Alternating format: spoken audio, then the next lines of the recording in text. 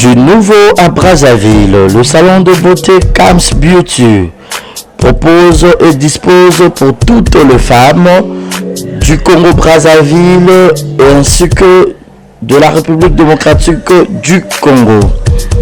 La coiffure professionnelle, la pose perruque, l'onglerie, manicure et pédicure, le make-up professionnel pour toute manifestation, la soirée ainsi que la journée. Et la vente de perruques, la vente de produits cosmétiques et divers. Le salon de beauté Kams Beauty se situe sur 123 rue Ampère, Bakongo. Le salon de beauté Kams Beauty se situe sur 123 rue Ampère, Bakongo. Venez nombreux, vous ne serez jamais dessus. Salon de beauté Kams Beauty. La différence parmi tant d'autres.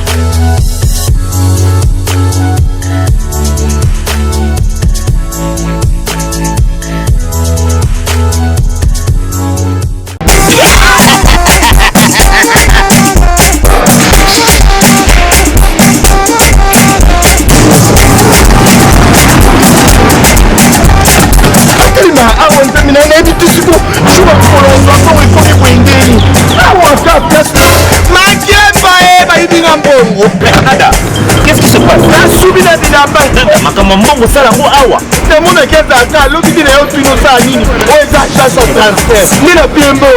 Nada agence ya transfert na nzela. Ce n'est pas possible.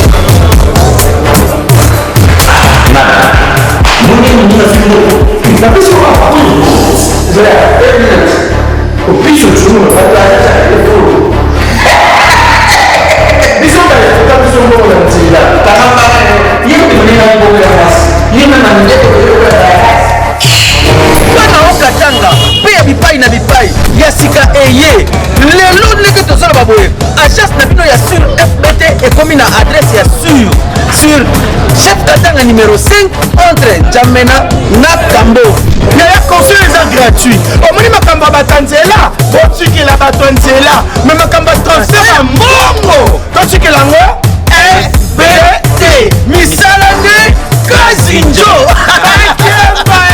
okoche azuzwi soki pakona bache ozwi bazwaka kaka on sait jamais yama mimi tokei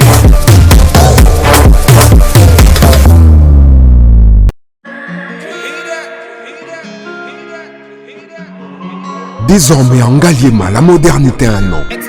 Salle polyvalente Exodus.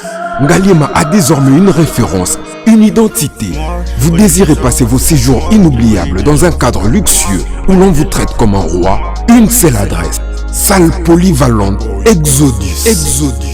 Exodus vous offre des appartements sur mesure, climatisés, propres et un personnel qualifié pour de fêtes inoubliables, des cérémonies professionnelles et rendre un dernier hommage mérité et digne.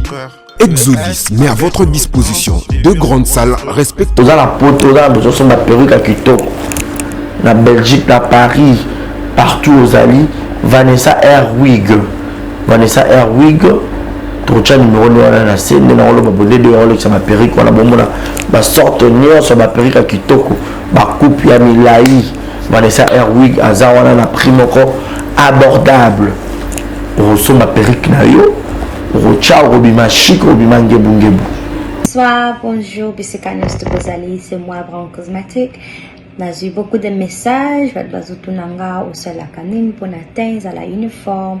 Donc, n'a pas like Savino, Oyo, et ma futa, ou Namukona Sailaka, et Telisaka, et ça pour un teint clair, gamme différent, et ça caramel, métis, chocolat. Pour maintenir caca, crème ya maboko ezali, crème ya lèvres rose ezali. Donc, n'hésitez pas à contacter Bisson à WhatsApp. Merci beaucoup, à bientôt. Mouah.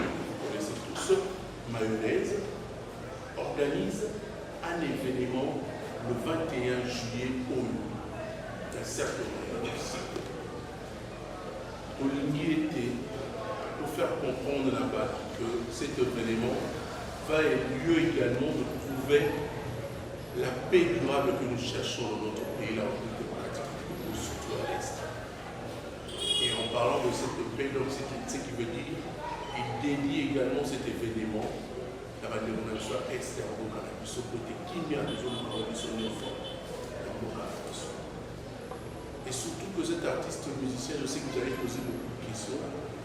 C'est un artiste, qu'est-ce que je dis? Un artiste comédien qui soutient les musiciens dans les lieux. Le 21 septembre, c'est une date importante pour le monde. C'est la journée internationale de la paix. Alors il y a également un artiste musicien congolais qui va livrer un concert en dehors du pays. Et l'artiste, vous savez, c'est l'une de fierté de la musique congolaise, Odono Kabea, héritier. Alors si je cite, c'est parce que tout de suite, tout ça l'illusion n'a négocié ça l'événement le 21 juillet sur la paix. Et aussi également, nous avons pensé à cette date du 21 septembre sur la paix également. Héritier va livrer un concert. C'est aussi un artiste comédien qui soutient tellement trop l'artiste musicien. Ce n'est pas aujourd'hui on va nous soutenir les musiciens. Ça, je souligne ça au début parce que je sais qu'il y aura des questions concernant nous avons Moutana et nous avons Moutana. Et le même 21 juillet, mesdames et messieurs, c'est l'indépendance de la Belgique. La Belgique, vous savez, selon l'histoire, c'est ce pays qui a colonisé notre pays, la RDC. Donc, ça va aussi également susciter, stimuler ce pays, la Belgique. Pour débattre la paix, par exemple, sur Guinea, où il y a beaucoup de travaux, on a vu à travers le message, où il y a BTN, mais sur la paix en RDC, alors, proposé sur ce 21 juillet. La cercle de Maya aussi. À toutes et à tous, merci à vous d'avoir prêté votre disponibilité. Merci également pour l'heure à laquelle vous avez tellement série. L'artiste est là. Je vous présente également Alain Chikouka, c'est l'artiste Yamayo, le comédien. Il sera à l'honneur ce 21 juillet dans le cercle de Maya. Nous sommes venus pour cet événement.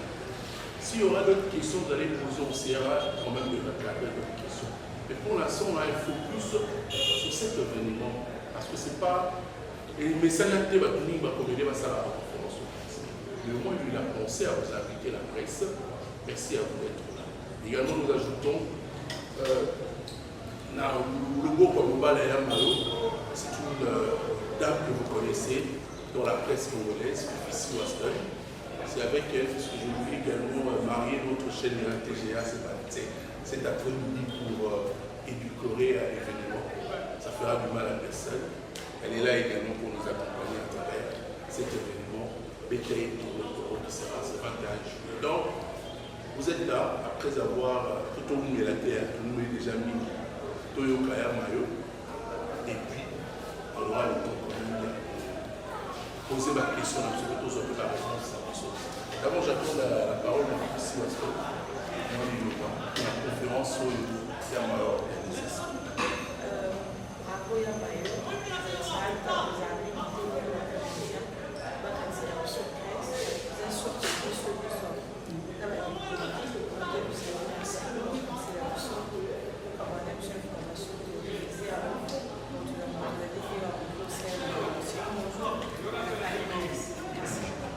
Merci.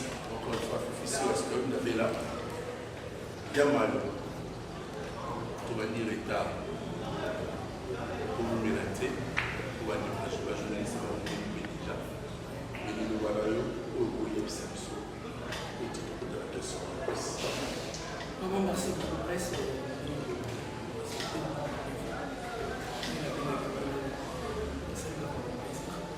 Même si tu vas dire dans l'État, les voyages,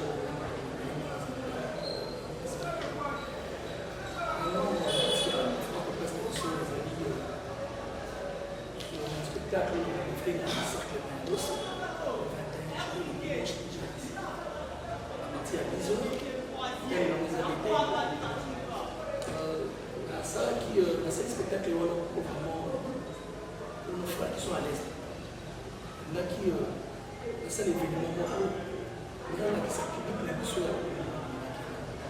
Nous sommes derrière eux. On va nous offrir la guerre des amis, on va nous offrir on a besoin de violer. Et j'ai oublié une chose, qui est là, c'est le spectacle, c'est le spectacle, voilà.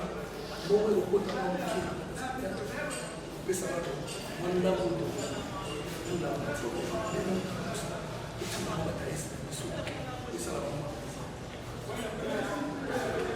Voilà, je pense que vous avez tous compris.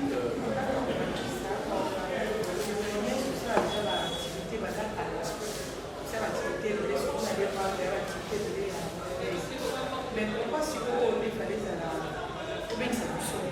comme si on se soit chez Sakabo, on nous voyait en Manoa, et puis ceux qui ont ça là, activité est-ce que le mot qui est sont dans la climat, on a et ça a la wala sur tout va là, tout va là, ça va et puis bien aussi dans la chose, ils ont décidé de poser puis on connaissait la bonne marche. Ouais, en la classe, il y a toujours. Je me prépare tout ce qui s'est préparé.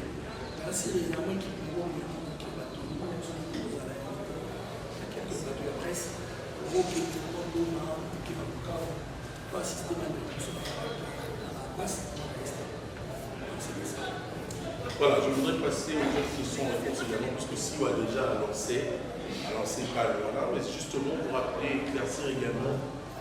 Nous parlons tous de la paix dans notre pays. Vous savez, durant beaucoup d'années, nous avons été agressés à l'est de la RDC. Et l'idée, elle est bonne, c'est une initiative prise par Yamayo, la salle qui l'a révolution sur la est. C'est comme si une partie du corps qui est malade, c'est tout le corps pratiquement qui souffre. Alors, rappelez-vous que nous sortions de l'indépendance de la RDC, le 64e anniversaire de l'indépendance le 30 juin. Arrivé au 4 juillet en 1776 à l'indépendance américaine. Nous allions encore dernièrement le 14 juillet la fête française nationale et le 21 juillet on se retrouve dans cette fête à Belgique. Pourquoi pas tout ce pays va vous s'arrêter pour le bataille de Babé pour l'amour de la Bisso qui mérite. Sur ces l'artiste comédien Titouka a pensé à ça les gens pour la bataille de la Bisso dans son métier bien sûr qu'il maîtrise. Alors, la Bissona Awa, la nouvelle de Mawata pour jouer à Wata, la nouvelle de Bébé, c'est un jour à Kenya. C'est un monde, je ne vais pas te dire, journée internationale de la paix. Car on a mis pénal de Bako et là, on a ça, on a bétaillé tout. Alors, vous allez poser vos questions, on ne va pas traîner pour se séparer. On va commencer par la scellée qui a une question à poser derrière. Sentez-vous libre, toutes les questions que vous posez vos questions. Merci beaucoup. Merci à ces pareils qui sont dans les questions. Il y a une question à les avoir. Vous avez des éléments pour eux. mais pourquoi pas comme ça, comme on peut se concorder, on a un campo est, soit on a peut est, comment on peut être autour, et ça n'a rapport mini, les événements, et ça n'a rapport mini, on a du tout là, ou soit pas si aux endroits de est. Merci.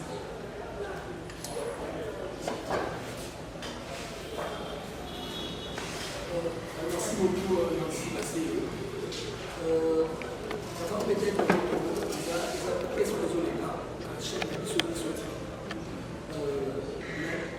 La Katia, on a peut-être au Congo. Ils ont pas besoin de reste dans la communauté. On doit encourager la cela la mission pour la communauté. On a besoin de bêter. On a besoin de la Katia. Allez voir un film là, parce qu'il n'y a pas de même élection. Allez voir parce qu'il y a super bon papier. On a besoin de la carte, on a besoin de et ça quand même force à faire des élections et ça l'a bien. Qui n'est pas dans la STK, c'est ça.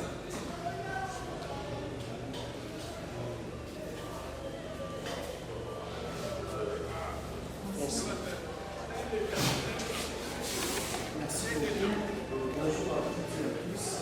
Moi c'est Francis PST. Na eza na question kuna star premièrement, celui qui est dans l'angle spirituel. Troisième, nous avons ça dans le spectacle, nous avons troisième ça dans le spectacle. La cadre spirituelle, ce que nous avons chiffre 3, les arabes, lycée pour les idéalistes, montant et chiffre. Pour nous dire, chiffre 3, voilà, pour nous dire, nous avons ça dans le troisième spectacle culturel. Parce que nous avons montant et chiffre.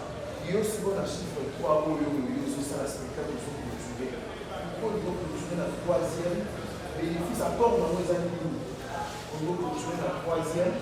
Et puis, au-dessus de soulever, quand il y a sur la caisse, aux arts, artistes et comédiens, le ministère de la Culture et Art et milieu de temps de l'Union, il y a la comité de M. Ngo, ça bien. Et cela, on a compris l'Est, tout faire beaucoup pour la manière dont on a souffert. Et ça, associé le ministère de la Culture et Art, tout a eu un peu de mécanismes, on dit que niveau, ok. Et puis, question sur du nouveau niveau de la question de spectacle. Pour au sein déjà 2 fois, puisque nous avons plein à craquer. Il y a 6 candidats que vous avez Déjà, troisième question, je voudrais quand même te dire, Francis, rien de neuf sous les soleils. C'est-à-dire qu'il reste à la télé. Moi, j'ai envie qu'il a l'innovation et la créativité. Il y a le 21 juillet, on a envoyé alors et ça comme ça. Madame lui-même le répond à toutes les 3 questions. Merci beaucoup pour votre question. Maintenant, la troisième question, on a spectacle dans le 21. Vous allez à votre point qui est une différence. Non, mais on ça. On a ça, il a ça là. Mais moi, la différence, c'est que les Arabes qui est dans le temps. Parce qu'ils ont 4 étapes. La première étape, on a 2 étapes, on a 3 étapes, on a 4 étapes, on a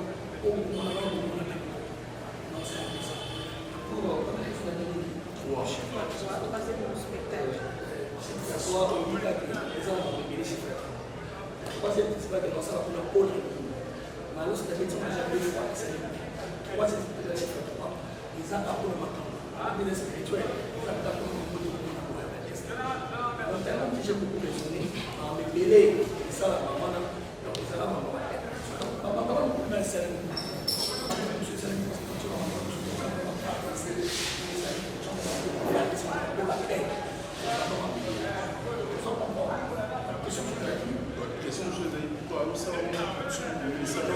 Vraiment, même cette vérité, elle a soutien. Et le amour, donc, le amour, de côté, avec un ami, qui s'est dit, moi, et c'est un peu dans les milieux, c'était je salue la vie, elle est malade, c'est une bonne idée, fait ça, pour ça,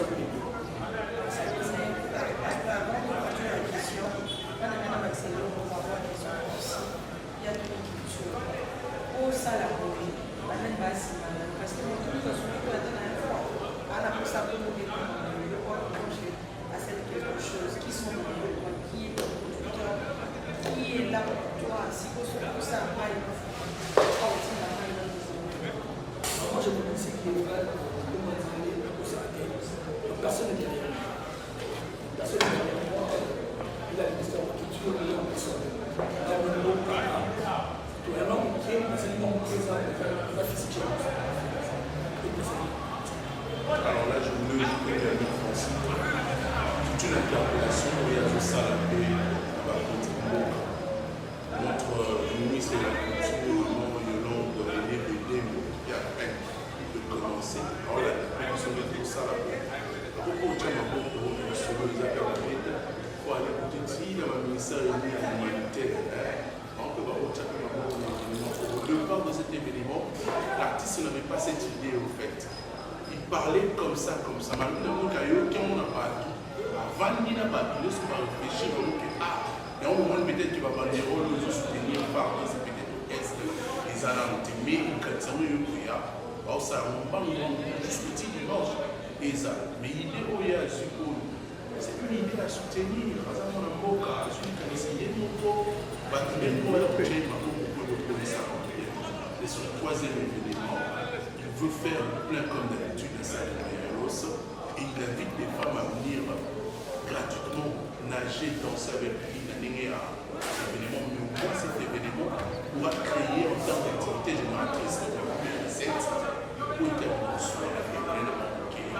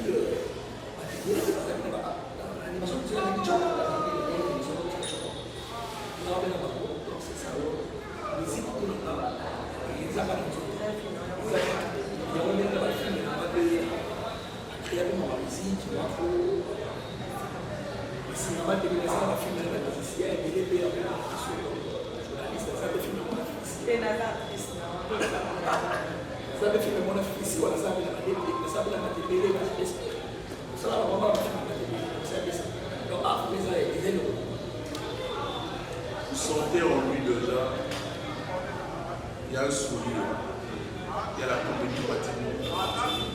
Vous pouvez éveiller les 21 mois. Vous sentez plus également.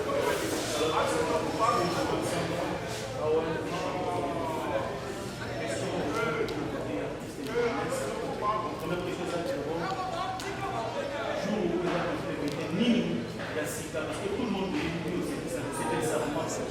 Parce que la première, Nini, la cita vraiment la bien pour vous. Deuxième question, c'est ça. Deuxième question, c'est ça. Oui, si je veux parler de musique, est-ce. Dans mon besoin d'événement, pour y avoir dernier naïveté, d'abord, on a l'événement de vérité. Mais ça qu'on a fait, c'est un message qu'on a dit. Ça qu'on a fait. démocratique. Et ce que là, les moins d'entre eux, commissaire, pour que de côté, comment il y a chaque état-major, et ça, tu vois, et puis les autres, ça va pour nous. C'est plus ça. Merci. Moi, je pense que je dois répondre. La zone de l'eau. Mais autant il y a la zone de l'établissement, on a détaillé à penser qu'il y a une part des situations de l'Est.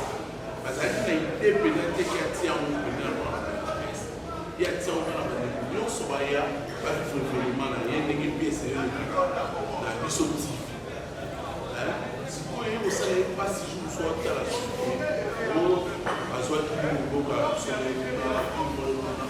C'est ça qui est d'ailleurs pour ça. Il va où aller.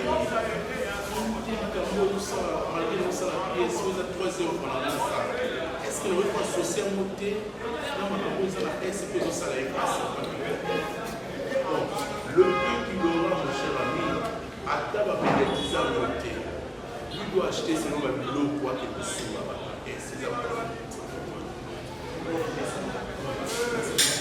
Oui, voilà, déjà, d'ailleurs, expérimenté, et tout le monde le demande. C'est pas ça pour ne pas citer l'orchestre, pour ne pas citer ONG, parce que tout le monde a vu, tout le monde pour est pour moi, l'union orchestre.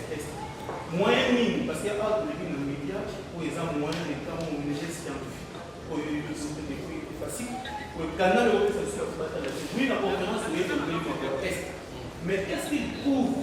La 10% na mupero ya kuzwa ekokoma na butu ekoma na beni ekoma na masisi ekoma na bunagana kote place oyo boka na biso eza claté na kati ya 1.23 pour bazola na mboka na biso. Voilà, ok. Si tu dois comprendre que tout ça la stratégie et puis le mot un peu ça va au droit de son PCL au chaïr. Pourquoi? Le peu où il y a ça dans le ça. Tu verras ça. Le peu, tout a été vu. Il y a ça dans le mérité. Il y a ça dans le si on peut ajouter. Non, c'est plus que nous sommes là, nous sommes là. Nous sommes là,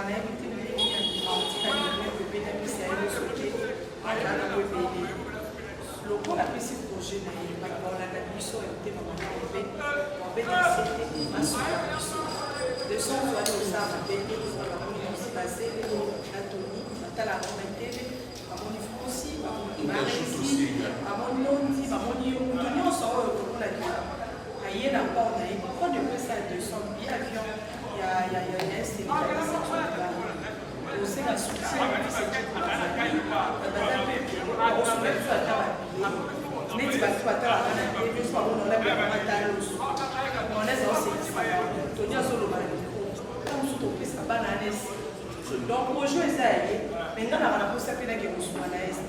Quand vous soyez en contact avec le projet, on a un certain soukali, avec certains miliki, on a un certain mon quoi de mieux là-bas, pour accompagner pas mal de gens. On va compter mon rapport sur le secret qu'on a. Ici, vous avez mieux pour la sécurité la question. Merci. La gestion communée. Non, mais c'est déjà pour la question, il y a parce qu'il faut demander plus à Aïcha Okoko. Oui. Je connais qu'elle a un bon cœur. Elle a aussi soutenir. Oui, je vais j'ai pas dit dans la difficulté. Il y a au salade. Allez-y. Déjà, tout le monde a dit que ce soit avec les autorités, et puis en même temps, le métier va dans la façon de vérité. Mais pourquoi sauter? Héritier au moins. Il y a aussi la conférence de presse. C'est pour ça qu'on se presse. Pourquoi ne pas citer le nom de Pierre Rigaud dans les dossiers? Non, c'est pas le cas. Pourquoi le bilan toujours? Est-ce que tout le monde a vu la salle des marqués? Est-ce que nous, pourquoi aller sauter directement dans les métiers alors que notre conseil a fait raison de les espoirs que les 4 a fait ce niveau-là? Parce que Pierre Rigaud dans la menti, est-ce que comme on est presque la couleur papier, parce que partout, Azan a touché pour le blanc.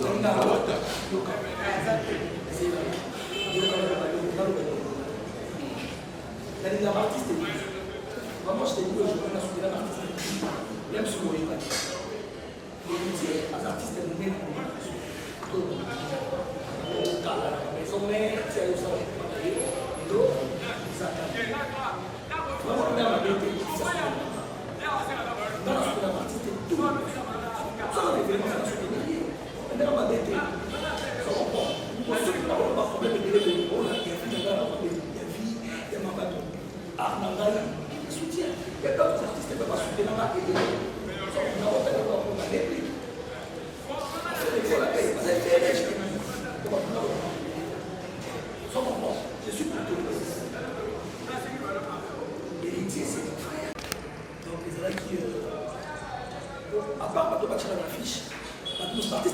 ya bato nde topréparé na bango selete moto osala basala yango moma na tiaki yango na fiche mais bacomédie bakoyembela par bango adona ndenge eza bodego eza ambulance eza fideloi eza esole eza cardozo eza mini fideouf eza tulusuku eza moto masebe mais bato mosusu otie na fiche te bakozala pene spectacle na biso eza ebele bacomédie eza babobo bamiso bamukwata artiste oyo vraiment ebele vraiment tosenga bafane na biso nyonso baya parce que bamona bamona temo eza vraiment exceptionnel mpona baspectacle ya diaspora pourquoi pas ndenge nde baninga mosusu ya babandi bakotofumana banzela c'est bien sobetala mosusu basalongo ndenge nde obeta mpe salo mosusu yamabele mosusu oyo un choka betile mosusu olympique de Paris bakasi mo de Paris papa lobeta obeti baartiste babeti na zénith de Paris osala biso derrière donc moi ndenge baninga basali ide oyo vraiment félicitations bato bakendeki liboso wana c'est bon babeti bao mpe bazolanda c'est bon biso mpe un jour tika masuni baprojet wana ekozala mpe tosala mokala Diego, je voudrais quand même que il faut croire à nos artistes. Ils sont des talentueux. Nous faisons la richesse pour la personne. Mais en termes de concurrence loyale, je vois un maillot se tenir devant les gens pour qu'il y ait la faute. On limite ça. Tu sais, la concurrence loyale crée une émulation. Et l'émulation crée l'envol et le succès. Donc, les gens, il y a un maillot. Soit créé la photo, ou bien le passage de l'unité de l'une des super. Ensuite, sur l'autre, tout ça là, on va ici. Et il les fera aussi. Donc, on peut c'est une chanson.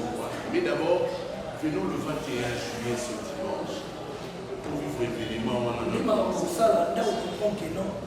Il est capable de chanter. C'est ça. Très bien.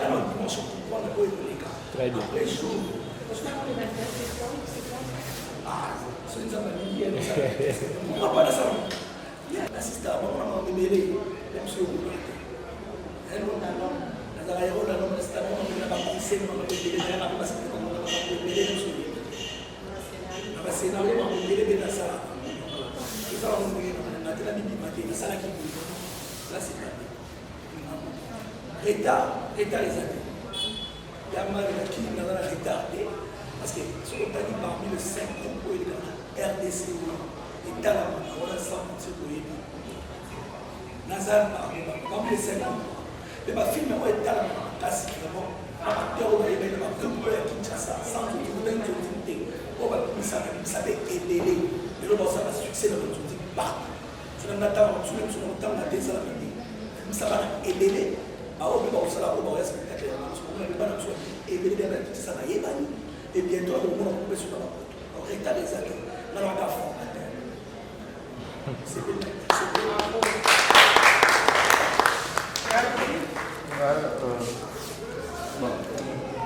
Bonjour à tout le monde. Déjà avant de l'eau, déjà jeudi, à la tête dimanche. Est-ce que rendre habillé, ça a mis le côté déjà habillé parce que travailler au bout d'un an, ça me bon, il faut récupérer. Est-ce que habillé, donc, dès qu'on m'a dit à l'invitation, que les gens sont là aussi. Voilà. Tu as mis le lieu au terme déjà. Maintenant, on retourne la place. Déjà, c'est ça. C'est ça, déjà. Voilà.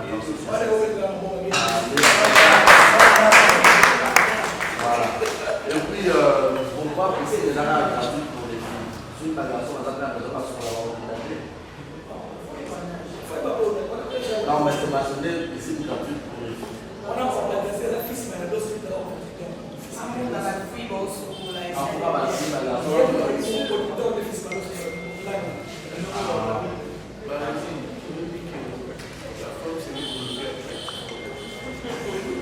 Non, parce que ça, moi, pour là, on est ça, on vient dans l'eau, on voit après les garçons, les femmes, moi, mixage, voilà. Non, tout le monde a fait ma machine en bikini.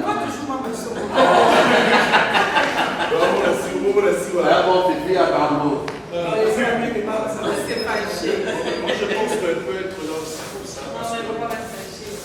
Tu sais, c'est un moment, c'est un événement. Non, mais je suis. Hein. Moi, 2 minutes, c'est moi ici. Non, toi, tu me connais. Tout en podium, on perd le contrôle. Allez, la voix, Quignon. Si on a maille.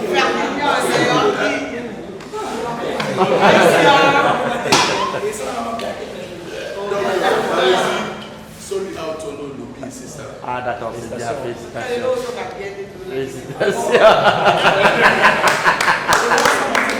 Bah, 1 million en gros.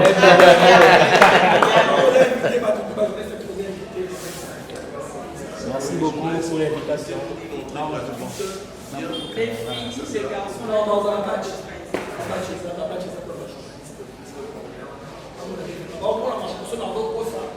Soki bato na bakoti te soki na kosa mosala omona ondeki mafarafara nde jour donc oya kozala na match na bino otala mobili Moi, j'allais poser une question. Organisation, ça va. Comment, organisation, ça c'est très bien. Comment il y a un maillot qui s'est lien à la star pour le pays ici que ça n'a pas été compliqué pour un pays avant que tu vas y aller. Non, les bons avaient mis sur le moment, Sinon, on va cacher. là, je vois vraiment la possibilité de parler de Mais c'est un mouvement pour ça. C'est quoi Ah, ça qui déjà. Ah, ça va être. C'est un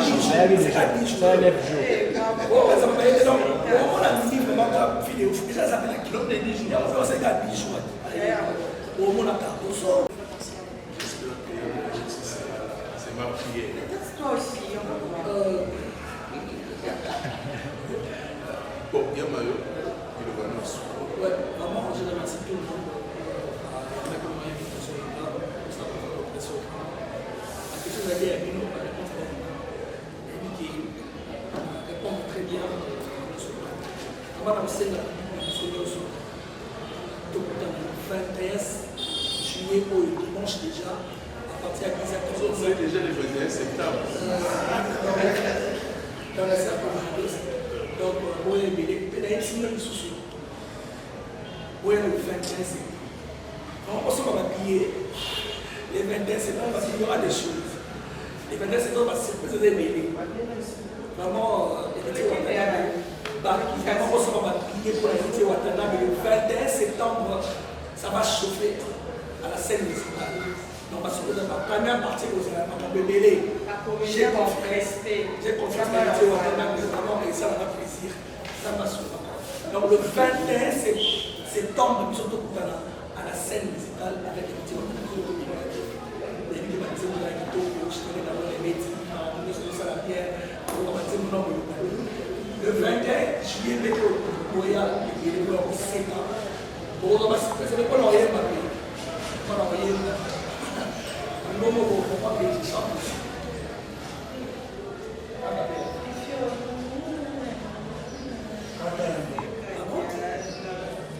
Maman,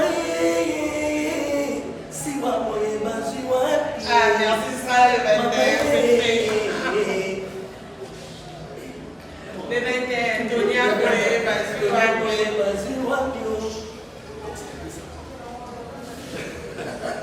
Voilà, mesdames et messieurs, chers invités, amis de la presse, justement pour vous remercier de votre présence cet après-midi, pour venir soutenir notre projet pour la Mayo. Le recette premier que je vous demande, normalement pas 6 mois à la diffusion. Vous voyez, là où vous voulez, sous-comment transport et nous-mêmes, une petite enveloppe d'encouragement pour vous accompagner peut-être.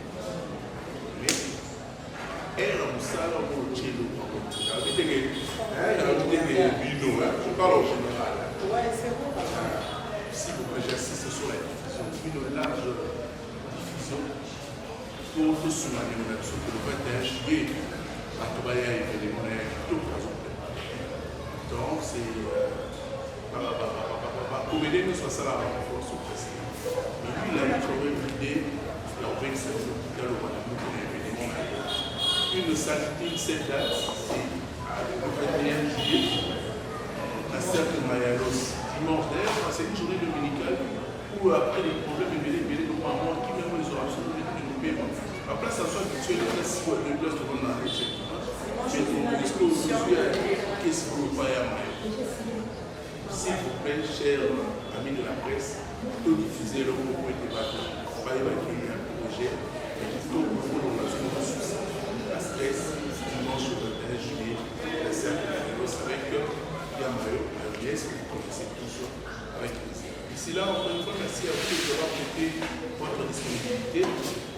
Encore une fois, toutes les excuses de colère à laquelle nous avons commencé, mais moi, nous avons fait un effort et vous libérer à d'autres questions à Zalé, oui, comme ça, après, conférence de presse. Et pour d'autres, pour la même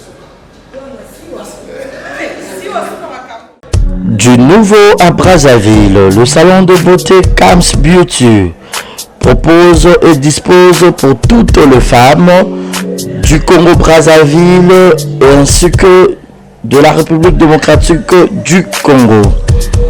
La coiffure professionnelle, la pose perruque, l'onglerie, manicure et pédicure, le make-up professionnel pour toute manifestation, la soirée ainsi que la journée. Et la vente de perruques, la vente de produits cosmétiques et divers. Le salon de beauté Kams Beauty se situe sur 123 rue Ampère Bakongo. Le salon de beauté Kams Beauty se situe sur 123 rue Ampère Bakongo. Venez nombreux, vous ne serez jamais dessus. Salon de beauté Kams Beauty. La différence parmi tant d'autres.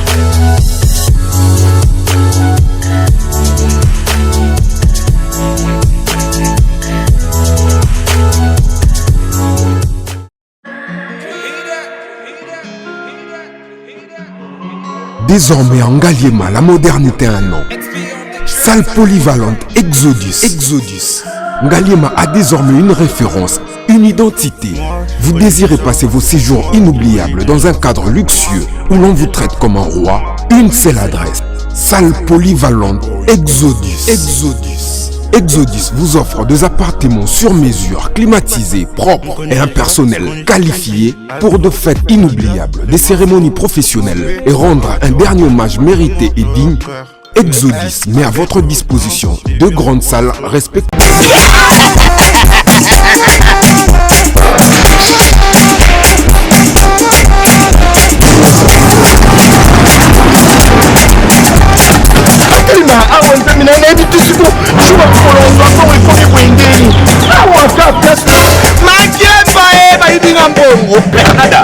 Qu'est-ce qui se passe?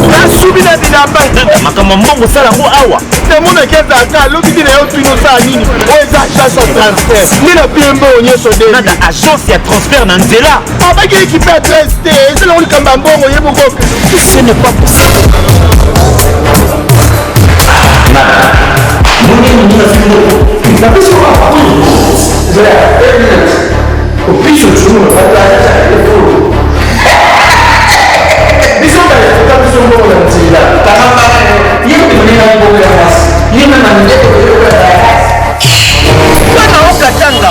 bipai na bipai ya sika eye lelo ndenge tozala baboye agence na bino ya sur FBT ekomi na adresse ya sur chef katanga numéro 5 entre Jamena na Kambo ya conseil eza gratuit omoni makambo batanzela botikela bato nzela me makambo transfert ya mbongo totikela ngo FBT misala nde kazinjo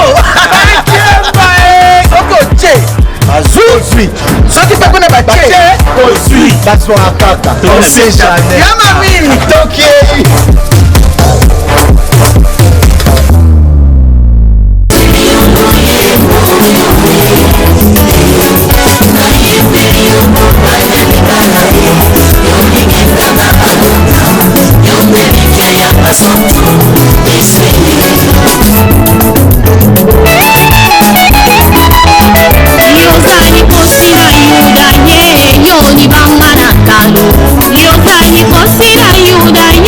Yoni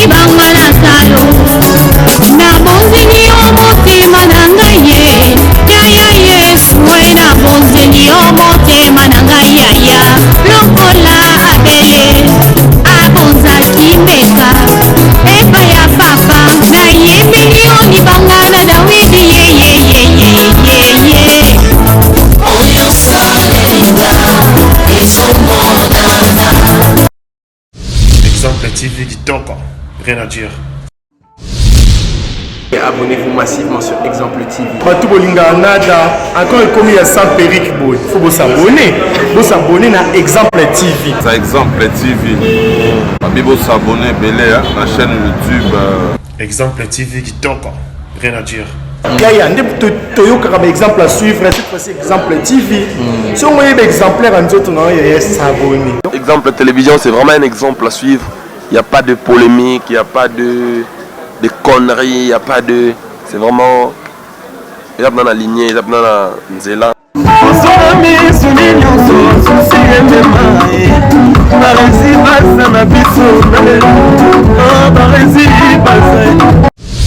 Exemple TV Kitoko, rien à dire.